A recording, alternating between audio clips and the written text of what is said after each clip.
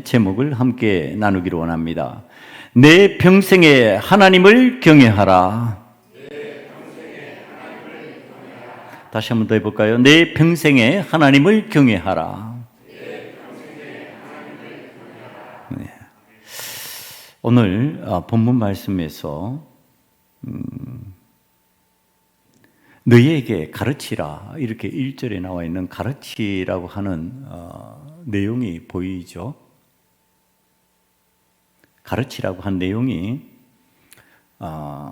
오늘 본문에는 이렇게 명확하게 분명히 드러나 있지 않습니다. 그런데 이전 장으로 들어가 보면은요, 이게 십계명이라는 것을 알 수 있습니다.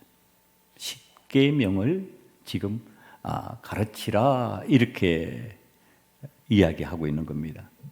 여러분, 십계명이라는 거 10가지의 계명이라는 뜻입니다. 10가지의 계명, 이걸 하나님께서 모세를 통하여 신앙인들에게 주셨습니다.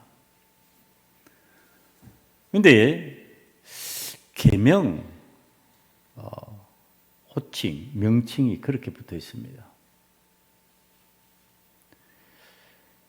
이 십계명을 계명이라고 그러면서요, 그 다음에 오늘 가르치는 성경 구절대로 보면 명령과 규례와 법도라는 표현으로 이 십계명을, 계명을 설명하고 있습니다. 법도와 규례와 그 다음에 명령이다. 명령, 규례, 법, 이렇게 표현하고 있습니다. 그러니까 이걸 다른 이름으로 호칭해도 될 건데 왜 계명이라 그랬을까? 여기 한문 그대로 뜻풀이를 하면 그렇습니다. 이 경계할 계에 명령할 명자입니다. 이게 경계하는 명령이다. 이걸 갖다가 오늘 성경 말씀에 명령과 규례와 법도다, 이렇게 표현을 하고 있는 겁니다. 그럼 왜 계명이라 그랬을까요? 왜 이 명칭, 호칭을 붙였을까? 계명이라고 하는 것은 단순한 규칙이나 권고를 의미하지 않습니다. 이 계명은요, 어떤 의미를 지니고 있느냐 하면 하나님과 인간 사이에 언약을 맺었잖아요. 아브라함으로부터 신앙인들과 언약을 맺었어요. 그 언약에 대한 요구이고 그 언약을 지켜나가기 위한 기준입니다. 그래서 이 계명은 하나님과 인간 사이, 이를 그러는데 우리는 하나님은 뭐라고 부르죠? 부를 때 아버지 하나님 그러죠. 아버지와 자녀 사이의 약속처럼 삶의 기준으로 주신 명령이요, 규례요, 법이라는 뜻입니다. 그러니까 하나님께서 이걸 우리에게 주실 때 어떤 뜻으로 우리에게 주셨을까? 그냥 그거 있으니까 지켜야지, 뭐 어쩔 수 없이 지켜야지, 이게 아니고 하나님께서 그걸 우리들에게 말씀해 주셨을 때는요, 온 마음과 온 뜻을 다해서 이건 반드시 내가 지켜야만 돼. 내 의지를 다 해서 이걸 하나님 아버지 앞에서 시행해야 돼. 이런 마음 가지고 이 계명을 준행하라는 그러한 의미입니다. 여러분, 이 계명은 단순히 너 이거 하면 안 돼, 그리고 통제하고 그 다음에 사람을 괴롭히는 방식이 아니고요, 이 계명 속에는 하나님과 우리 사이의 관계, 사람과 사람 사이의 질서, 그 다음에 사람을 보호하는 그 삶의 울타리에 대한 이야기들이 그 속에 하나님의 명령으로 우리에게 전달되고 있습니다. 여러분, 그러니까 이건 계명이라고 그러면요, 그냥 우리가 법 이렇게 얘기를 하지만은 일반 세상의 법과 차이가 있습니다. 여러분, 계명은 하나님께로부터 온 기준이에요. 하나님께서 우리에게 의미 있게 주신 법이라는 뜻입니다. 명령이라는 뜻입니다. 그런데 세상의 법은요, 국가와 인간 사회가 만든 규칙입니다. 사람들이 필요해서 만든 규칙이에요. 그러니까 지금 이 계명은 한 분이신 하나님께로부터 와서 우리들에게, 모든 사람들에게 동일한 방식으로 적용됩니다. 누구는 되고 누구는 안 되고 그거 없습니다. 그러나 인간 사회의 법은요, 그 사람이 살아가는 환경에 따라 달라집니다. 미국 법 다르고 한국 법 다릅니다. 일본 법 다르고 중국 법 다릅니다. 그 사람이 살아가는 환경을 따라서 그 법의 내용이 다릅니다. 자, 다르다는 것은 변할 수 있다는 뜻입니다. 인간의 법은 자꾸 변합니다. 그래서 국회가 구성돼서 국회의원들이 법을 자꾸 만드는 겁니다. 그런데 하나님의 법은 바뀌지 않습니다. 왜? 하나님 한 분으로부터 우리들에게 주어졌기 때문에. 이 계명의 내용은 영원토록 바뀌어지지 않은 하나님의 명령인 줄 믿습니다, 여러분. 그래서 우리가 그걸 바라볼 때 어떤 시각으로 바라보냐, 이건 진리다 이러는 거예요. 바뀌지 않으니까. 영원토록 바뀌지 않는 거, 그걸 진리라고 그러는데, 그걸 하나님의 계명은 진리다 이렇게 말한 거예요. 세상의 법은 진리다 그러지 않습니다. 왜? 바뀌니까. 자꾸 변화되니까 그건 진리라고 말하지 않습니다. 여기에는 맞고 저기에는 안 맞을 수가 있습니다. 중국 법에서는 맞는데 한국 법에서는 안 맞습니다. 그러니까 그건 진리라고 말할 수 없는데, 하나님의 계명은 언제 어느 곳에서나 동일하게 모든 사람에게 동일하게 적용되기 때문에 그건 진리다. 바뀌지 않는 진리. 자, 이걸 지금 하나님께서 우리들에게 선물로 주셨습니다. 이걸 지금 모세가 받았어요. 받아가지고 지금 그걸 알렸습니다. 알렸는데 지금 그 세대들이 시간이 흘러서 어떤 상황이 되었냐면, 요단강을 건너서 가나안 땅으로 들어갈 다음 세대의 삶이 시작되는 그러한 모습이 되었습니다. 그러니까 광야 시대를 지나서, 애굽의 삶을 지나서, 광야의 시대를 지나서 지금 가나안 땅으로 들어가서 새로운 삶을 사는 거예요. 전과 전혀 다른 방식으로 살아가는 이 세대, 새 세대, 새로운 세대, 다음 세대. 여러분, 오늘 이 다음 세대를 살아갈 사람들에게 모세가 하나님의 계명을 가르치고 알려주는 방식입니다. 오늘 이 방식을 우리가 받아들이면은, 모세가 그렇게 전달하고 싶었던 그 내용이 우리의 삶에 들어와서 우리에게 은혜의 역사를 일으킬 줄 믿습니다. 지금 그걸 기대하면서 오늘 말씀을 바라보면요, 제일 먼저 이 나타나는 계명을 전달하는 모세의 표현 방식이에요. 모세의 이 표현 방식을 보면은요, 이렇게 말하고 있습니다. 너희에게 가르치라고 명하신 명령과 규례와 법도라, 이렇게 말합니다. 명령과 규례와 법도라. 이게 명령, 하나님의 명령, 하나님의 규례, 하나님의 법, 의미가 비슷합니다. 전혀 다르다는 뜻이 아닙니다. 하나님의 명령이기도 하고 하나님의 규례이기도 하고 하나님의 법이기도 하다는 뜻입니다. 이 계명이라고 하는 것이. 그럼 하나님의 명령과 규례와 법도를 의미하는 이 계명이 왜 이렇게 반복해서 세 번의 단어로 거듭 우리에게 이야기했을까? 이 성경에서 이런 방식 자주 사용합니다. 동일한 의미의 단어. 그런데 표현 방식을 달리해서 우리들에게 거듭 설명하는 경우 성경이 왜 그런 방식을 취할까? 자, 이거 강조입니다. 지금 하나님의 계명을 하나님의 명령, 규례, 법도라고 설명하면서 거듭 얘기하는 거예요. 강조하면서 또 강조하고 설명해 주는 내용입니다. 그러니까 모세가 하나님의 계명은 중요한 거야. 그걸 거듭 설명해 주고 싶어서 지금 이 얘기를 하는 겁니다.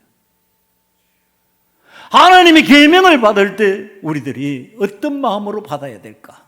그냥 흘러가는 소리로, 한 번 해본 소리로 그렇게 듣는 방식이 아니라는 겁니다.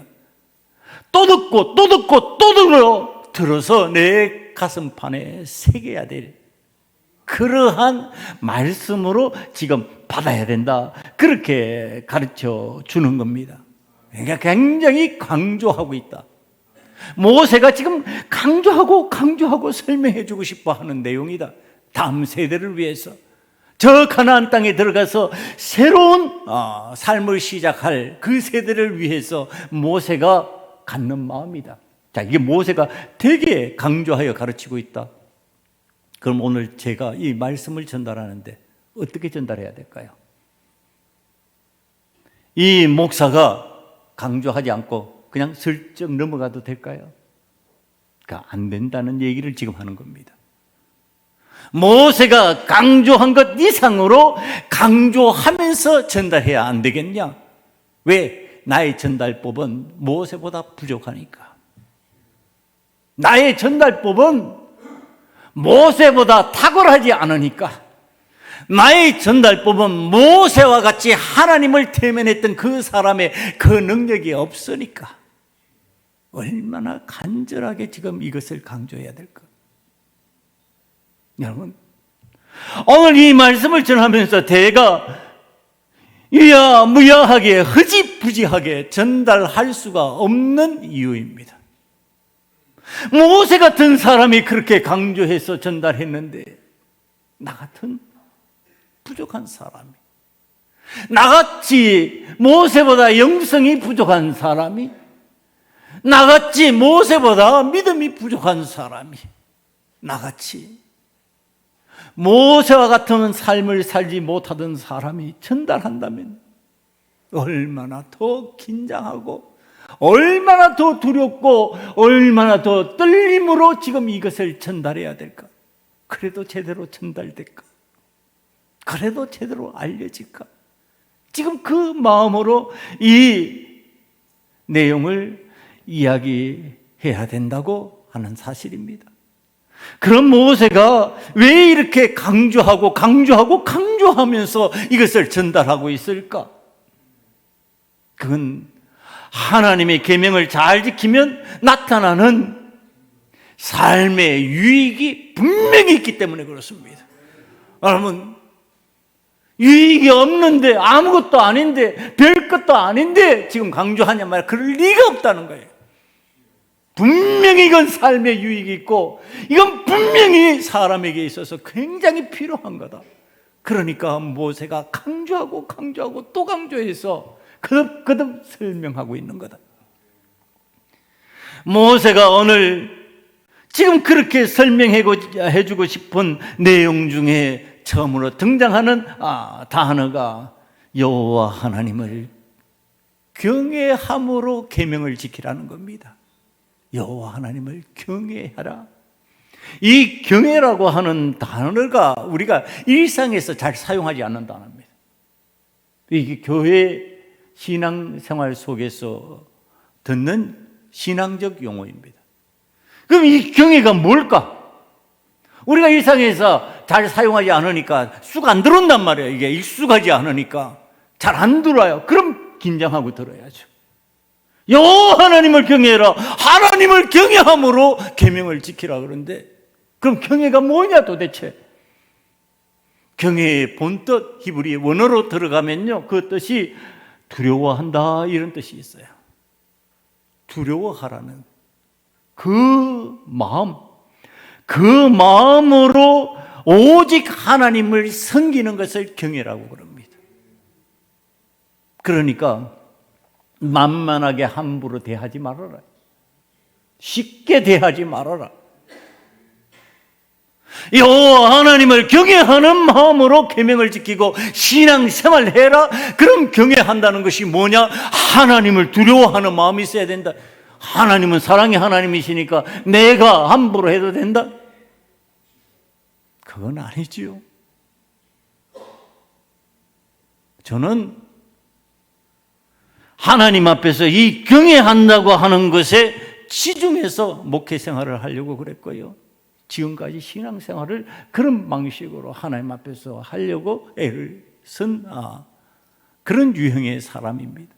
하나님의 사랑, 하나님의 사랑이라고 하는 것을 내가 경외 속에서 이해하려고 그러지, 경외 밖에서 내 마음대로 내가 하고 싶은 대로 할 수 있는 용어로 하나님을 빙자해서 사용하는 방식의 사랑이라고 하는 단어를 적용하기를 싫어했습니다. 여러분, 이 하나님을 두려워하며 하나님만을 섬기는 그 마음, 그 사랑의 표현, 신앙인이 사랑을 표현하는데 하나님을 경외함으로 계명을 따르는 것을 하나님을 사랑한다 이렇게 표현하는 방식이라는 겁니다.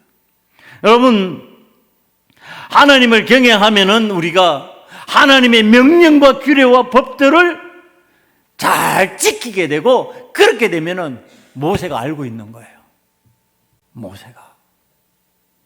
모세가 영적으로 그것이 깨달아지는 거예요. 하나님과 대면하여서 얘기하면서 그것이 자신의 삶 속으로 들어와서 느껴지는 거예요. 뭐야? 너희들의 삶이 장구할 것이다. 이 장구라는 건 무슨 표현인지 아세요? 오래 간다는 표현이거든요. 오래 간다는 표현이 신약적 표현으로 바뀌어지면요, 영생이에요. 영생. 너희들이 영생하게 될 것이다. 장구하게 될 것이다. 너희들 오래 살고 잘 건강하게 살고 잘 되는 삶을 원하지, 그 삶이 이루어질 것이다. 여러분, 어떻게 하면요? 여호와 하나님을 경외하면서 계명을 지키면, 여호와 하나님을 경외하면 그 속에서 저절로 명령과 규례와 법도를 지키게 되는데, 그 명령과 규례와 법도를 따라서 살아가면 우리들의 생명의 연한이 길어진다. 영생해진다. 영생의 삶이 주어진다. 사랑하는 성도 여러분, 저와 여러분은 여호와 하나님을 경외하는 믿음의 삶으로 인하여서 하나님의 법도를 지키고 하나님의 계율을 지켜나가고 하나님의 명령을 지켜나가는, 하나님의 계명을 준수하는 자가 되어서 장구하게 사는 영생의 복을 누리는 자 되기를 간절히 축원합니다. 그거 우리 삶에 찾아온다는데, 아니, 인삼 보약 먹을 생각하고 세상 것 먹는 것, 좋은 것, 몸에 좋다 그러면 온갖 것 다 찾아 먹는 그 장구 찾지 말라는 거예요. 오늘 하나님의 법을 지킴으로 자연적으로 내 삶에 들어오는 영생의 복, 영생의 삶으로 이어지는 이 땅에 하나님께서 주시는 은혜로 살아갈 수 있는 삶의 방식, 그게 흥왕하고 번성하게 되는 하나님의 은혜의 역사를 체험하는 방식이라고 하는 것, 지금 모세가 알려주고 있는 거예요. 그러면서 모세가 강조하는 거 있어요. 여호와 하나님을 경외하려면, 하나님의 계명을 지키려면 주님의 말씀을 듣고 삼가해라. 하나님 말씀 듣고 삼가해라. 여러분, 오늘 우리들이 하나님을 경외하면서, 하나님을 두려워하면서 하나님을 사랑하는 방식을 그렇게 표현해 나가는 우리의 삶 속에서 우리의 신앙이, 저의 표현 방식으로 해요, 내 신앙이 하나님 앞에서 얼마나 방자한 적이 많았나, 얼마나 하나님 앞에서 내 하고 싶은 대로, 내 욕구대로, 내 욕망대로 살고 싶은 삶의 내용들이 많았냐? 삼가야 되는데. 여러분, 법이라고 하는 건 뭡니까? 계명이라고 하는 것, 그 속에 있는 법의 의미는요, 삼가는 거예요.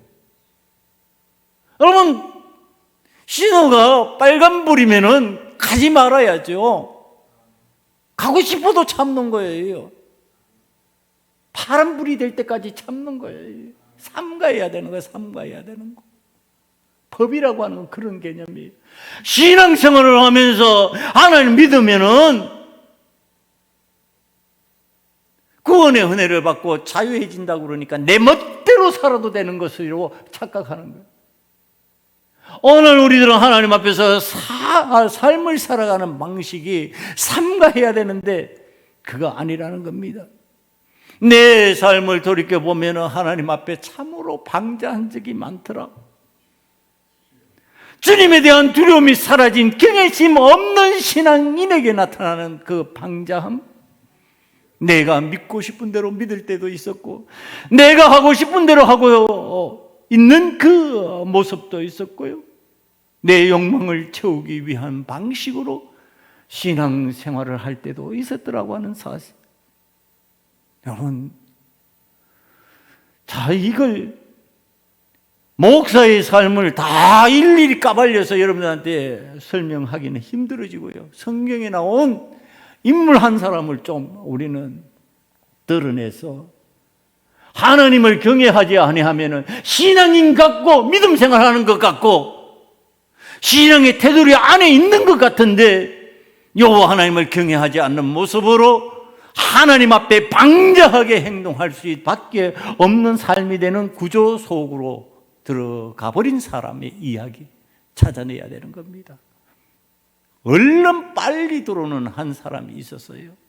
우리들이 잘 아는 내용이니까 살펴보면 그는 바로 이스라엘의 초대왕 사울입니다. 여러분, 사울은 은혜 받은 자입니다. 사울이요, 처음부터 나 왕 될 거야 이러면서 나선 사람이 아닙니다. 그는 다른 사람보다도 이 머리 하나만큼 키가 더 큰 사람이에요. 그래서 누구에게도 드러나 보일 수밖에 없는 그런 출중한 인물의 사람입니다. 그런데 그가 왕으로 선택되어지고 왕이 되어야 되겠다라고 하는 것으로 찾아다닐 때 그는 그 큰 덩치를 숨겼던 사람입니다. 그리고 왕이 되어서 전쟁에 나갔는데 대성을 거둔 사람입니다. 그 큰 은혜 받았던 이 사울 왕, 하나님의 은혜로 왕으로 세워지고 하나님의 도움으로 전쟁에서 이기고 이스라엘을 기쁨을 맛보게 만들고 성전의 기쁨으로 가득 차게 만들었던 그 왕 지금 하나님의 명령받았습니다. 사무엘상 15장 3절을 보면 그 내용이 나옵니다. 지금 가서 아말렉을 쳐서 그들의 모든 소유를 남기지 말고 진멸하되 남녀와 소아와 젖먹는 아이와 우양과 낙타와 나귀를 죽이라 하셨나이다 하니, 이게 명령입니다. 이게 이제 사무엘 선지자에게 사울 왕이 하나님의 명령으로 전달받는 내용입니다. 자, 이제 이 명령을 받았으니까 그는 어떤 사람이라고요? 신앙인이라고요. 여러분, 오늘 이 신앙인들이 하나님을 경외한다고 하면서 실족할 수 있는 내용을 이 사울 왕을 통해서 잘 설명해 주고 있습니다. 이 사울 왕이요, 하나님 명령이 떨어졌어요. 이 하나님 명령이 떨어졌으니까 신앙인이라면 어떻게 움직여야 되겠구나. 이건 신앙인이면 누구나 다 느끼는 겁니다. 하나님께서 자 예배해라 그러면 예배 드려야 되겠구나. 나가서 봉사해라, 봉사해야 되겠구나. 의식적으로 그건 다 기본적으로 된다는 얘기를 하는 겁니다. 이게 사울 왕이 아말렉을 쳐라 그러니까 전쟁하러 나가야 되겠구나. 군사를 소집했어요. 그리고 전쟁에 나갔어요. 전쟁을 했는데, 자 이제 여기에서 경외한다라고 하는 것, 하나님에 대한 두려움 없이 섬긴다라고 하는 것에 대한 경각심을 불러일으키는 내용이 등장합니다. 사무엘상 15장 8절로 넘어갑니다. 아말렉 사람의 왕 아각을 사로잡고 칼날로 그의 모든 백성을 진멸하였을 때 사울과 백성이 아각과 그의 양과 소의 가장 좋은 것 또는 기름진 것과 어린 양과 모든 좋은 것을 남기고 진멸하기를 즐겨 아니하고 가치 없고 하찮은 것은 진멸하니라. 여러분, 아주 기막힌 신앙인의 모습입니다. 이게 아마 우리들이 신앙생활을 할 때 저와 여러분이 하나님 앞에서 경계해야 될 내용을 가르쳐 줍니다. 분명히 하나님의 명령이 떨어졌으면 명령을 따라서 움직이는 모습이 있습니다. 그것까지는 있어요. 그런데 그 속으로 들어갔는데 보니까요, 처음 하나님의 명령이 어떻게 떨어졌느냐 하면 남녀와 소와 젖먹는 아이와 우양과 낙타와 나귀를 죽여라. 다 싹 죽이라 해요. 생명 있는 것은 전부 다 죽이라 해요. 왜? 아말렉이 하나님께서 인도하시는 이스라엘 민족을 대적해서 그들의 길을 가로막는 못된 짓을 했거든요. 그러니까 하나님의 뜻을 거역한 족속이에요. 그러니까 하나님의 뜻을 거역하고는 살아남지 못한다라고 하는 교훈을 누구에게 주고 싶은 거예요? 이 신앙인들에게 주고 싶은 거예요. 이스라엘 백성들에게 주고 싶은 거예요. 하나님의 뜻을 거역하는 자는 이 아말렉과 같이 진멸하게 된다. 이렇게 하나님께서 가르쳐 주세요. 그와 관련된 모든 생명은 사라진다. 이거 가르쳐 주고 싶은 거예요. 그런데 어떻게 했다고요? 내 필요를 따라서 살렸다 이 얘기를 하는 거예요. 그럼 하나님의 뜻을 거역한 거죠.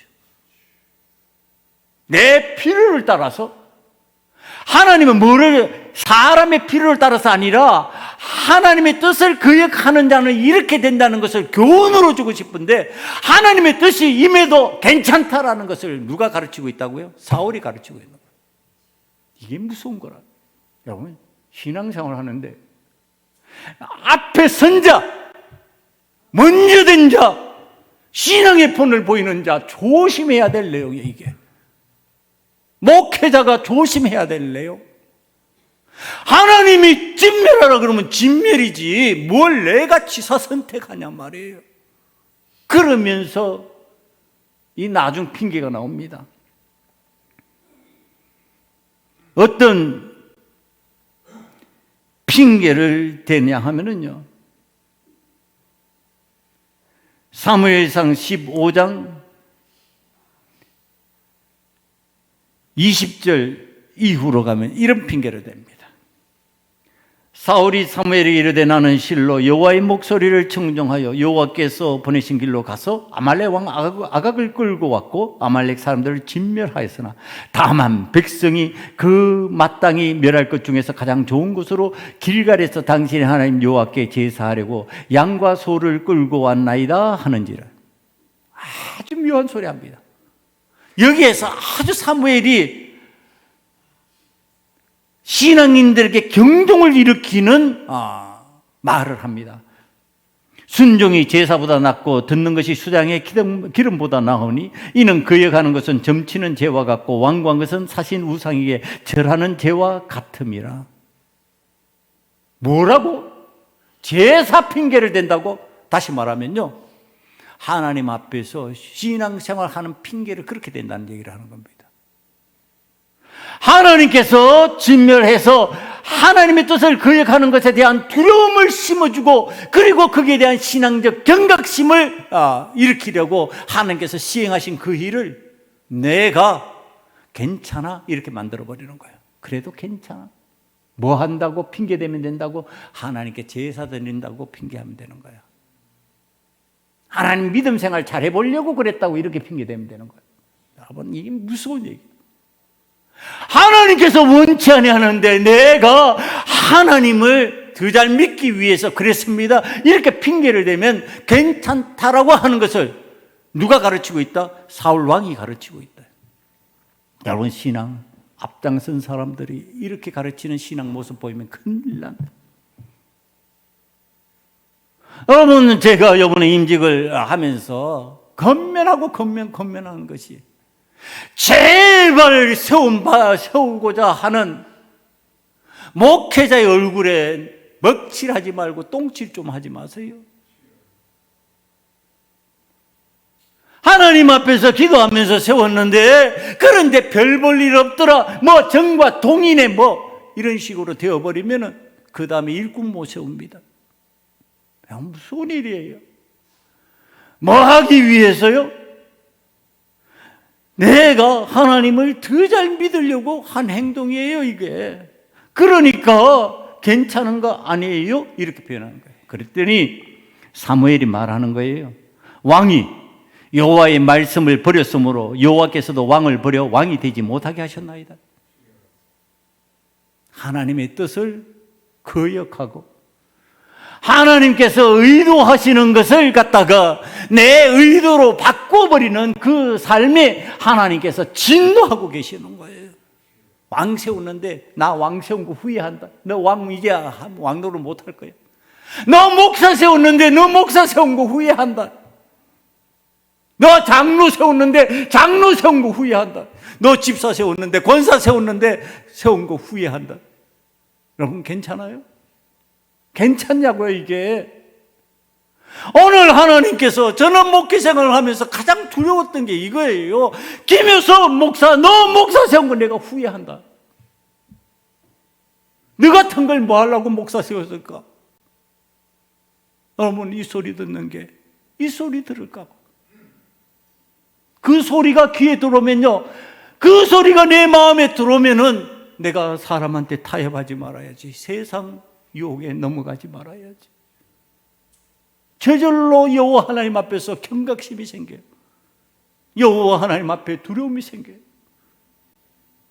여러분 지금 이 사울 왕이 하는 짓을 좀 보시기 바랍니다. 이게 신앙인의 신앙생활 방식이라니까. 괜찮아? 뭐가 괜찮다는 거예요? 어떻게 하나님께서 안 된다고 그러시는데 우리가 자꾸 괜찮다 그러냔 말이에요. 뭘 위해서? 나를 위해서. 우리의 유익을 위해서. 오늘 우리들이 우리의 다음 세대에 이런 것들을 자꾸 보여주고 알려주면은 그렇게 살 수밖에 없게 되는 것이. 안 된다고 가르쳐야지. 진멸해가지고 하나님의 뜻을 거역하고 하나님을 대적하면 이렇게 된다는 것을 온 백성이 빼내리게 느끼게 만들어야죠. 그게 힘들고 어렵다고요. 그게 잘 안 된다고요. 잘 안 되니까 하나님 앞에 기도하고 매달려야죠. 주님을 경외하면은요, 하지 못할 일이 있어요. 그건 뭐냐 하면은 세상과 타협하고 사람과 타협할 수가 없습니다, 여러분. 예. 왜 자꾸 타협하냔 말이에요. 왜 자꾸 적당히 그렇게 가냐고요. 하나님의 명령, 규례, 법 앞에서 어떻게 해야 되냐? 삼가라. 정신 차려라. 우리 목회자가요, 이걸 성도들한테 안전히 주면 되겠냐고요. 너무하다고요. 너무하지.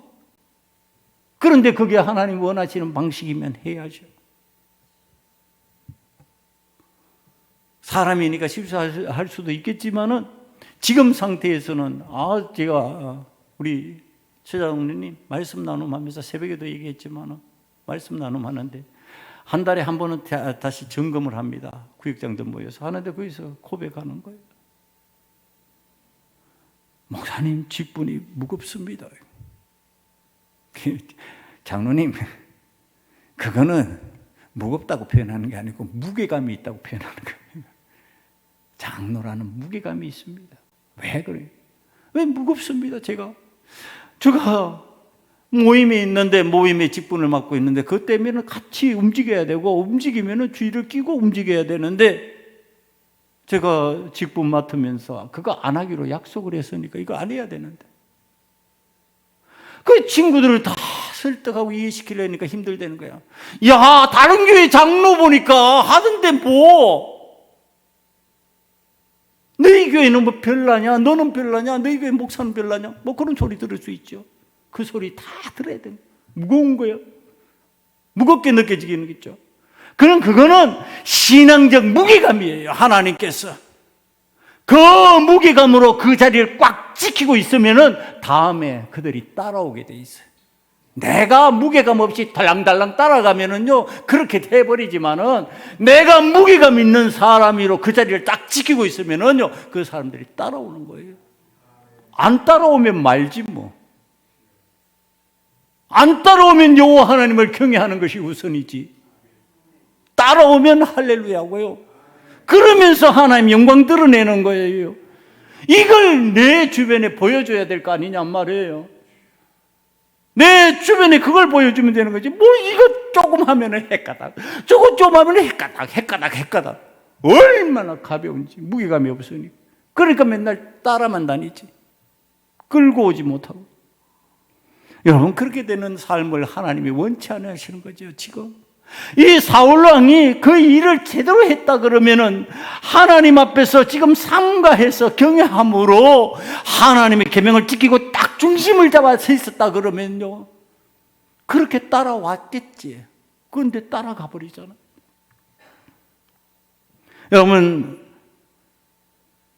우리들이 하나님 앞에서 여호와 하나님을 경외함으로 하나님 기뻐하시는 법도를 따라서 삼가하면서 살면은 내가 젖과 꿀이 흐르는 땅에서 크게 번성하리라, 이렇게 말씀하십니다. 이게 젖과 꿀이 흐르는 것은요, 젖은 목축이에요. 그러니까 지금 목축하는 곳에서, 그 다음에 꿀은요, 농업하는 곳에서. 그러니까 풍요롭고 기름진 땅, 가나안을 의미하기도 하고요. 오늘 우리들은 가나안 땅이라고 하는 땅, 저 팔레스타인 지역으로 들어가지 않잖아요. 그러니까 우리에게는 뭐예요? 천국이에요. 그게 천국. 어느 곳으로 인도해 주신다? 하나님께서 기름지게 만드시고 젖과 꿀이 흐르게 만들어 놓으신 곳, 천국으로 인도함을 받는다. 이게 은혜잖아. 이 비전을 갖고 있잖아요. 이 꿈을 갖고 있잖아요. 우리의 다음 세대라 그러니까 무조건 뭐 자녀들만 그러는 게 아니라 우리 신앙을 이어받는 다음 세대라는 개념도 받아들일 수 있어요. 그러니까 우리가 전도한 사람, 우리가 인도한 사람, 새로운 신앙생활을 하는 사람들에게 이 비전을 심어주면요, 그들이 빗나가지 않아요. 자녀들에게 이런 비전을 심어주면요, 부모 걱정 안 하게 됩니다. 온갖 염려, 걱정 다 해야 되는 경우들이 왜 그러냐? 이런 비전이 없죠. 젖과 꿀이 흐르는 것에 대한 비전이 없는 거예요. 그러니까 두려움에 떨고 염려 근심하고 세상 어찌 살아갈까? 어찌 살아가기는 하나님의 법을 따라 살아가면 하나님께서 젖과 꿀이 흐르는 곳으로 인도해 주시겠다고 하는데, 그게 내 삶에서 안 이루어지냔 말이에요. 하나님의 말씀대로 해보라니까요. 안 해보니까 그렇지. 간증적으로 어떤 분이 얘기하시는 것을요, 제가 봤어요. 신앙 간증하면서 하는 얘기니까 헛소리는 않을 것이라고 믿음이 가는 어떤 목회자의 간증이에요. 자기가 목사님의 아들로 자랐대요. 목사님의 아들로 자랐는데 이 목사님의 아들이 아버지가 목회를 하는데 참 어렵게 목회를 했대. 힘든 목회를 했대요. 옛날에 목회, 지금 성도들이 많은 교회 뭐 그럴 게 아니고 그냥 시골 뭐 이제 벽지 그 어려운 오지로 들어가서 목회를 하시는 그러한 어떤 모양의 목회자인데 그게 힘들잖아요. 그래서 그때 성도들이 자기 양식의 10분의 1, 그 다음에 이제 성미 이런 거 가지고 오면은 그걸로 이제 밥을 해 먹고 그런데 어느 날 엄마 사모님이 그러시더래요. 여보, 살 다 떨어졌어. 그러더래요. 여보, 쌀이 없어. 그러니까 그 아들이 보니까 우리 아버지는 참으로 믿음이 대단한 분이었다고. 믿음이 대단한 분이었다. 그러니까 그 목사님이 살띠주 있잖아요. 그 텅텅 빈 살띠주 가더니 손을 얹고 안수기도를 하더라. 하나님, 양식이 떨어지지 않을 줄 믿습니다. 그러고서 사모님한테 부탁을 했대요. 여보, 절대로 뒤주 문 열고 보지 마. 문 열고 보지 마라고 그러니까 이제 뭐 그렇게 순종하고, 이제 사모님이 쌀이 필요한 때가 되어가지고 살떼죠. 옛날에 있잖아요. 뭐 이렇게 몇 인분 재는 거. 그러니까 뭐 이제 세 식구라 그러면 3인분 할 거. 쌀이 쭉 나오더래요. 그런데 아니 밥때가 되면 밥때가 될 때마다 가가지고 하면은 쭉 나오는 거예요. 그게 사모님이 이상하잖아. 내가 쌀 넣은 기억이 없는데 이상하다. 어떤 마음이 생겨요? 쌀띠주 열어보고 싶은 거예요. 이상하다. 딱 열어봤어요. 아무것도 없는 거예요. 그런데 쌀이 나왔어요. 근데 쌀이 흘러나온다니까. 그러면서 그분이 얘기해요. 나는 오병이어를 철저하게 믿습니다. 왜? 내가 봤으니까. 쌀띠주 아무것도 없는데 주룩주룩 살이 나오는 거예요. 살이. 예? 그것으로 밥을 해먹다가 의심이 나니까 열어보는 순간에 사라져버린 거예요. 여러분, 오늘은 기적이 안 일어난다고요? 오늘도 기적이 일어나요? 아니, 저는 그것을 신앙적으로 간증하는 이유가 내가 그걸 처음 했으니까. 하나님 앞에서 약을 먹지 않았는데 완치가 되더라니까요, 여러분. 그러니까 이거 하나님 앞에서 저는 믿어줘요, 그 말이. 오늘 우리들이 하나님 앞에서 이와 같은 은혜의 능력을 체험할 수 있고 여호와 하나님을 경외하면서 두려운 마음으로 진짜 신앙을 가지고 하면 되는데, 내 의심, 내가 삼가지 못하고 방자한 믿음 가지고 그 뚜껑 열어보는 거예요. 쌀 항아리 뚜껑이라면 그거 뭐 쌀띠주 뚜껑을 열어보는 거예요. 내 믿음이 사라지는 순간에, 의심이 들고 방자하게 구는 순간에 기적은 멈춰버리는 거예요. 여러분, 오늘 교회마다에서 일어나는 현상 중에 하나가요, 된다가 아니고 안 된다예요. 아니, 도대체 믿음 생활하는 사람들이 안 된다부터 시작하는 거예요. 된다가 아니라니까요. 하나님을 믿는 믿음 속에서 가능하다가 아니고 불가능하다예요. 하나님께서 만들어주신 구조면, 하나님께서 은혜 베푸신 구조면 어떻게 된다? 된다예요. 사랑하는 성도 여러분, 오늘 하나님께서 우리들에게 이 일을 일으키시는 분은요, 세상에 둘도 없는 하나님이세요. 한 분밖에 없는 하나님.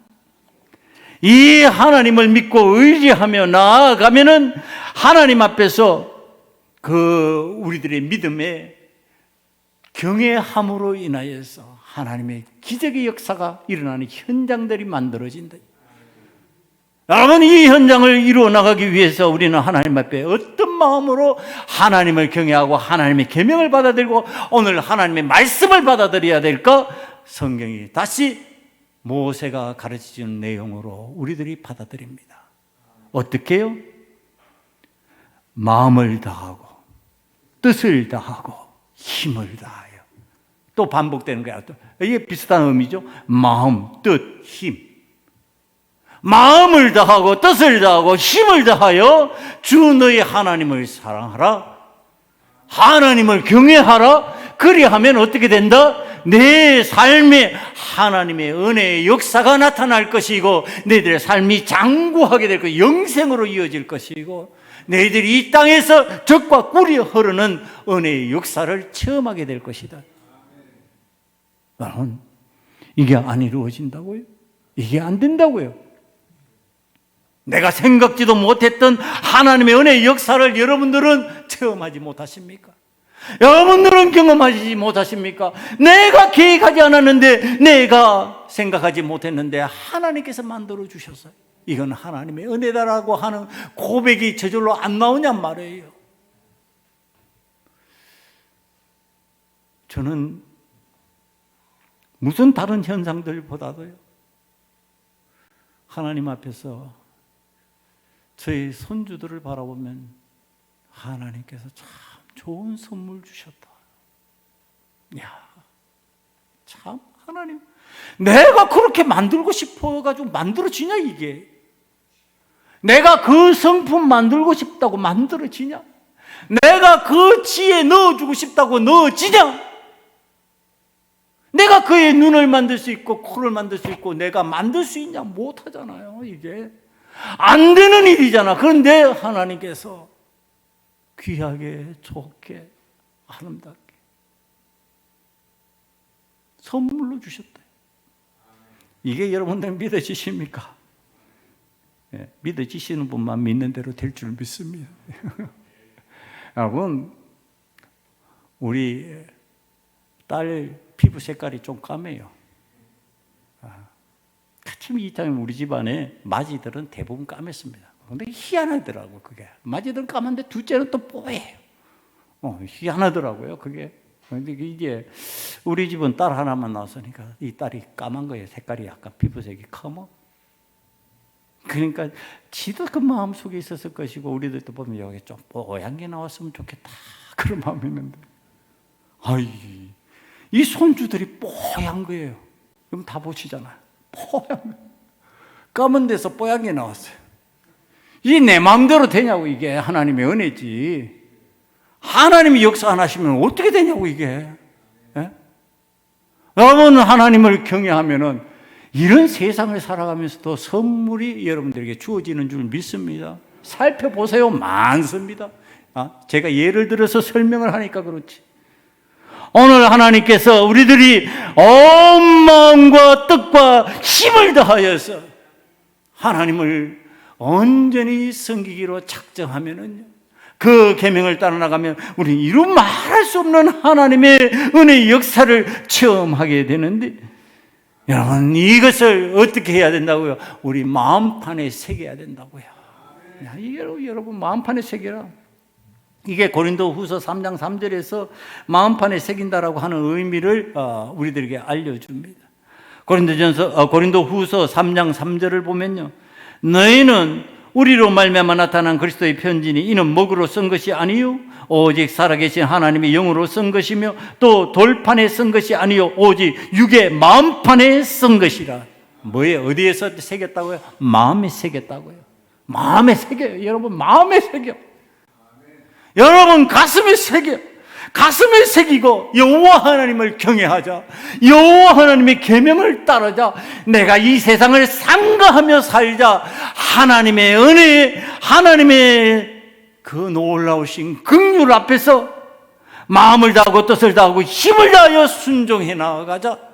그러면은 여러분 어떻게 된다고요? 내 삶에 창고함이 임할 것이다. 내가 기름진 땅으로 인도함을 받을 것이고 젖과 꿀이 흐르는 은혜의 영역으로 나아가게 될 것이다. 여러분 이 은혜가 저와 여러분들에게 임한다면 오늘 우리는 이 말씀을 하나님 앞에서 믿음으로 체험했다고 간증할 수 있어야 될 거 아니냐. 그럼 간증하려면 성경에서 대표적인 인물들이 했던 거 우리들도 내 삶에 습득하는 게 필요한데, 그것을 위하여서 바라봐야 될 세 인물 잠깐 소개합니다. 요셉, 다윗, 다니엘입니다. 여러분 이 세 사람은요 여호와 하나님을 경외함의 대표적인 인물들 중에 세 사람입니다. 여호와 하나님을 경외함으로 그 말씀 따라 세상과 타협하지 아니하고 사람과 타협하지 아니하고 사람의 눈치 보지 아니하고 오직 여호와 하나님만을 경외하며 여호와 하나님의 뜻 앞에서 자신의 삶을 상가며 살았던 사람입니다. 여러분 요셉 잘 아시죠? 종으로 팔렸습니다. 성경이 극적인 표현 방식에 지금 그렇게 나와 있는 거예요. 종으로 팔렸는데 그가 끝내는 뭐가 됐다? 총리 대신이 되었다. 이렇게 나와 있습니다. 최하의 자리에서 최상의 자리로 올라간 사람입니다. 그때 그가 여호와 하나님을 경외하는 법을 이렇게 설명해 주고 있습니다. 하루는 보디발 장군이 집에서 집사일을 시행하면서 종살이하고 있는데 보디발 장군의 아내, 그 멋진 부인이요, 지금 종을 유혹합니다. 젊은 청년 요셉을. 그러니까 요셉이 하는 말이야. 내가 여호와 하나님을 경외합니다. 여호와 하나님을 믿는 사람입니다. 내가 이런 죄를 범할 수가 없습니다. 이렇게 거절합니다. 그 일을. 여러분, 이게 쉬운 일 같습니까? 이로 인하여 감옥에 들어가고 이로 인하여서 고난을 경험합니다. 여러분, 그러나 그런 여호와 하나님 경외하는 일을 앞세웠습니다. 여러분, 우리의 삶에 이런 타협을 해야 될 일들이 다가오는 겁니다. 여러분, 그 엄밀하게 보디발의 아내와 그 부인과 정분을 맺으면요, 어떻게 생각해요? 세상 살기 편해질 수 있어요. 눈앞에서는. 그런데 그거 하면 되냔 말이야. 안 되잖아요. 안 하면은 어떤 일이 있을까? 고난이 다가올 수 있어요. 그런데 그걸 우리는 신앙적으로 해야 된다고 하는 거, 그게 경외예요. 두 번째 보니까 다윗이잖아요. 다윗이 이게 잘 나갔어요. 처음에 등장하는 게 골리앗이라고 하는 장수, 그 거인을 부수고 그 다음에 사울 왕의 사이가 되었어요. 잘 나갔죠. 그런데 그 사울 왕의 미움을 받습니다. 시기 질투로 사울 왕이 죽여버리려고, 자기 사이인데도 죽이려고 합니다. 그런데 다윗이 드디어 그 사울 왕을 죽일 수 있는 기회가 몇 번 있습니다. 그는 그때마다 그 사울 왕을 그냥 돌려보냅니다. 옷자락만 살짝 베어내고 흔적만 남기고 그냥 돌려보내고 그렇게 합니다. 여러분, 이게 뭡니까?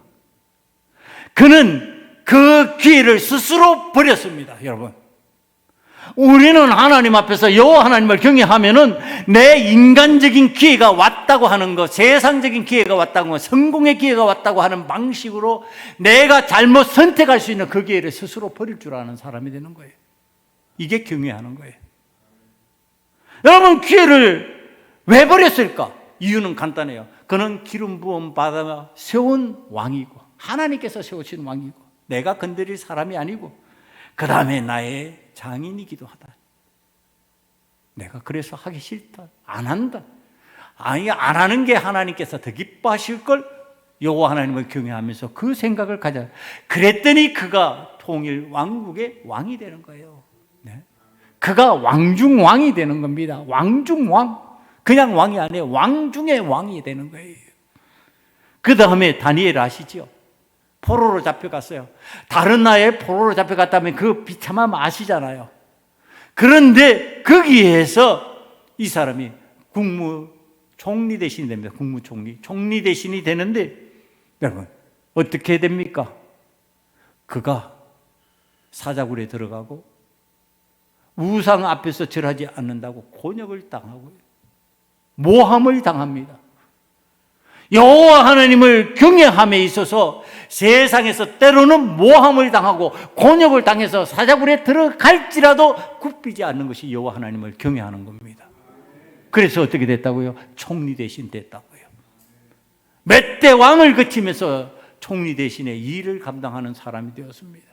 여러분, 오늘 그리스도인들이 세상에서 성공이라고 말하는 것, 세상에서 잘됐다고 말하는 것, 그거 여호와 하나님을 경외하는 방식 맞냐? 점검해야 됩니다. 그 전부 다 인간적인 성공이에요. 인간적인 방식의 성공을 기대하는 것 많이 있어요. 도리어 하나님을 더 잘 믿기 위해서라고 하는 아주 묘한 방식으로 우리는 하나님 앞에서 그 일들을 내가 여호와 하나님을 경외하면서 벗어나 버리는 때가 많다라고 하는 사실, 저와 여러분이 하나님 앞에서 깨달아야 됩니다. 두렵고 떨리는 여호와 하나님을 향한 경외입니다. 여러분, 예수님이 십자가를 지시고 우리를 위해서 죽으셨다고 하는 그 지극한 사랑을 경험한 사람들이요, 그 지극한 사랑 앞에 두렵고 떨리는 마음으로 경외함으로 주님을 사랑할 줄 알아야 되는데, 그 사랑을 너무 쉽게 방자한 눈으로 바라보는 것. 주님은 나를 사랑하기 때문에 내가 뭘 해도 용서해 주실 것이야. 회개하면 용서하시겠죠. 그러나 의도적으로 하나님 앞에서 우리들이 하나님 원치 않은 일을 행해 나간다면 우리는 하나님 앞에서 어떠한 삶을 살게 될지 오늘 말씀이 가르쳐 주셨으니까 저와 여러분 여호와 하나님을 온전히 경외함으로 하나님의 말씀 안에서 하나님의 계명 안에서 흔들림 없이 살아나가며 하나님 앞에서 삼가하는 믿음 정신으로 정말 온 마음과 뜻과 정성을 다해서 주님을 믿음으로 나아가는 저와 여러분 되시기를 간절히 축원합니다. 이 시간에 기도하시겠습니다. 하나님 앞에 결단합시다. 세상을 향하여서 타협하지 않기를 원합니다. 주님을 경외하면서 주님께서 원하시는 방식대로 믿음의 삶을 살아나가며 하나님의 선물을 기쁨으로 받을 수 있는 자가 되기를 원합니다. 주여, 우리는 주님을 경외하며 세상을 상가하여 살아나가겠습니다. 이 시간에 결단의 기도 드립니다.